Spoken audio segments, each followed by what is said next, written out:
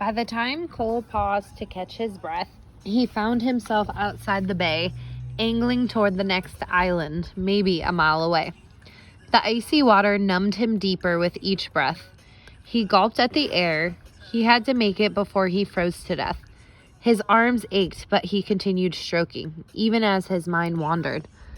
Following Cole's acceptance for Circle Justice preparation meetings, called Circles of Understanding, took place. Each meeting was considered a healing circle, but had a different name, depending on what was being discussed and who attended. There were talking circles, peacemaking circles, and community circles. Eventually, there would be bail circles and sentencing circles. Is everything always in a circle? Cole had asked Garvey. Why not? Garvey said. Life is a circle. Do I have to go to all these meetings? Garvey shook his head.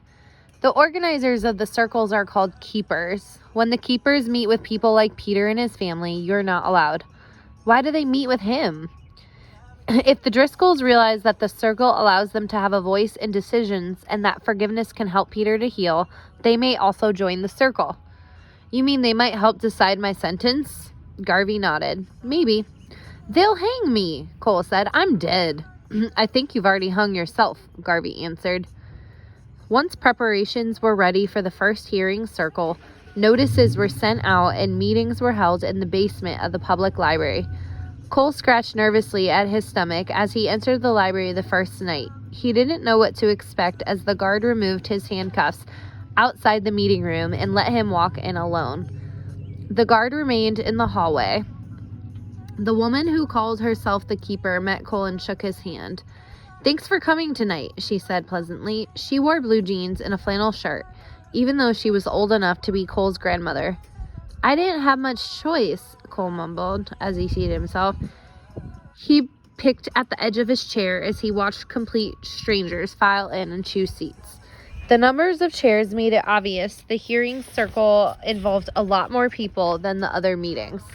To make matters worse, Cole knew that tonight he might see Peter for the first time since the beating. Each new arrival greeted him and all the others warmly. Everybody acted as if they were friends. Cole played their game and nodded politely, but he noticed that nobody sat beside him. Several kept eyeing him curiously. He recognized one man as Judge Tanner. The last time Cole had seen him, the judge had been wearing a black robe at the arraignment hearing in juvenile court when Cole first pleaded guilty. Tonight, Judge Tanner wore no robe and was dressed in blue jeans and a sweater.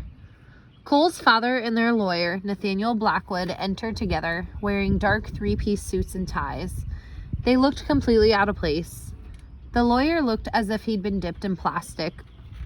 The two nodded to Cole and seated themselves on his immediately left. Cole ignored them. Cole's mother arrived alone and seated herself on his right. She wore a party dress. Not a single hair on her head was out of place. That's all this was, Cole thought bitterly. This was just another social event. She had probably spent a couple of hours getting ready. Nothing, however, could cover up the frightened look in her eyes. Cole guessed she had probably downed a few drinks before coming, something to calm her nerves. Cole squirmed in his seat. His parents hadn't even acknowledged each other. When Garvey arrived, he sat nearby. Shifting nervously in his chair, Cole nodded to Garvey as he watched more strangers enter and be seated. It seemed like the whole world was showing up. And why not? The keepers had posted a notice on the library bulletin board with an open invitation to anybody who wanted to participate. Cole tapped his shoes against the leg of the chair. Why hadn't they just gone out in the street and hollered, "Hey, everybody, come help make fun of Cole Matthews"? At least none of his classmates had shown up, Cole thought. They probably knew what he'd do to them if they did. Then Cole heard more people come in and turned to see Peter walk in with his parents and their lawyer. Peter walked awkwardly, shuffling his feet and glancing timidly around the room. His lawyer looked the same age as Cole's mom, but walked with her head up and shoulders squared. Almost immediately, she picked Cole out of the circle and eyed him. He glanced down. Nearly 24 people had joined the circle by the time the keepers stood to begin. She smiled pleasantly. Everybody, please stand and hold hands, she said. Cole didn't like holding hands with his parents, one on each side. His hands were clammy, and he found himself comparing his mother's frightened, weak squeeze to his father's iron, hard grip. As the keeper bowed her head, Cole peeked and caught Peter peeking back. He narrowed his eyes threateningly, and Peter looked away. Cole grinned until he realized Peter's lawyer was watching him. Great Mayor and Healer, hear this prayer. Oh, great Maker and Healer, hear this prayer, began the keeper in a soft voice. Tonight we gather because our community has been hurt. Grant wisdom and patience as we search for wellness. Amen. As the circle sat down, the keeper drew in a deep, slow breath, looking around to acknowledge each person. Still smiling, she said, "Well, I see many new faces here tonight." She glanced directly at the two lawyers and Judge Tanner. "Let me remind everybody, we are not here to win or lose. Justice often fails because it seeks to punish, not to heal. Jails and fines harden people." Cole found himself nodding. The keeper paused. "We call this circle justice, but we really seek wellness. We try to meet the needs of both the offender and the victim." The keeper looked directly at Cole and his family, then at Peter and his family. Circle justice is for those ready for healing. It's not an easy way out. In fact, a healing path is often much harder. The keeper held up a feather. This feather symbolizes respect and responsibility. No one must speak without this feather. When you hold this feather in your hand, speak honestly from your heart. She chuckled. "I hope I'm not being long-winded, because talking too long tells others that you don't respect their right to speak. Respect others as much as yourself. When the feather comes to you, speak only if you wish to. This circle carries only two obligations, honesty and respect." The keeper fixed her gaze on Cole. "Cole Matthews, you have a long history of anger, growing more violent until you severely injured Peter Driscoll. Even now, Peter continues therapy for injuries." Cole squirmed in his chair. He didn't like being talked to with a bunch of people staring at him. The keeper raised her voice slightly and turned to the group. "Our challenge is to return wellness, not only to Peter Driscoll, but also to Cole Matthews and to our community.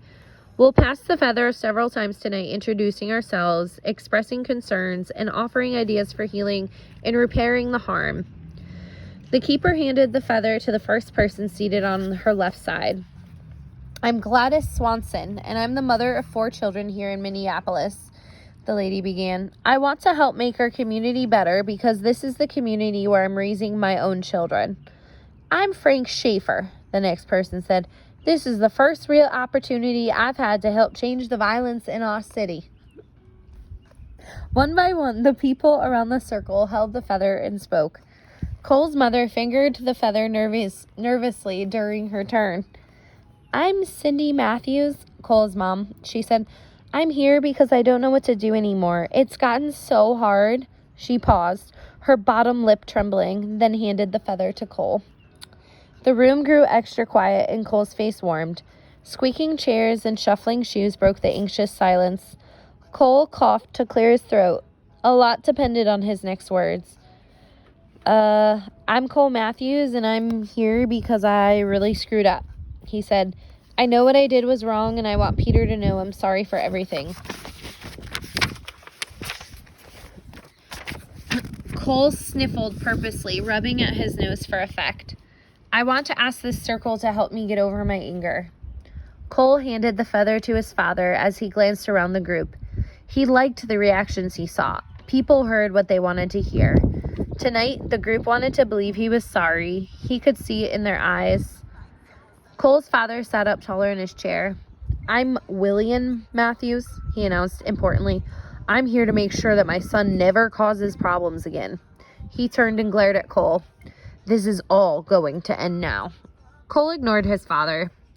Next, Nathaniel Blackwood received the feather. He held it loosely in his fingers as if it were a cigarette and cleared his throat loudly. "Yes, what Cole did was wrong, but kids will be kids. Considering Cole's detention to date, we feel he should be released to parole and to the supervision of one of his parents. He needs a family, not a jail cell." The lawyer handed the feather on. As the feather moved from person to person, Cole kept glancing at Peter. The thin red-haired boy stared at the floor. When he was handed the feather, Peter looked up fearfully and mumbled, "I'm Peter Driscoll, and I'm here 'cause I got beat up." His speech was slow and halting. His eyes darted around the circle as he passed the feather quickly to his mother. Oh, if it was slow, it would be like, "I'm Peter Driscoll, and I'm here 'cause I got beat up." Cole studied Peter. Peter hadn't sounded like this before. Cole wiped his sweaty hands on his pants. It wasn't like he had meant to hurt anyone. Besides, this wouldn't have happened if Peter had kept his mouth shut.